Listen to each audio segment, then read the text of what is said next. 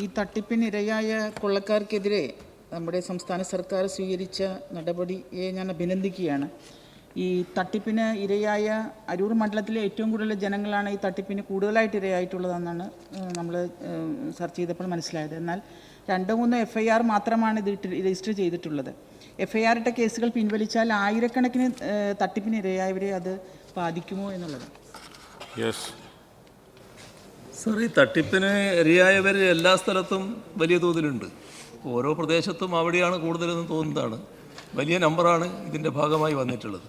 എല്ലാ കാര്യത്തിലും ശക്തമായ നടപടിയാണ് സ്വീകരിച്ചു പോകുന്നത്. പോലീസ് ആദ്യം അന്വേഷിക്കുകയും ക്രൈംബ്രാഞ്ചിന് കൈമാറുകയും ചെയ്യുന്ന രീതിയാണ് സ്വീകരിക്കുന്നത്.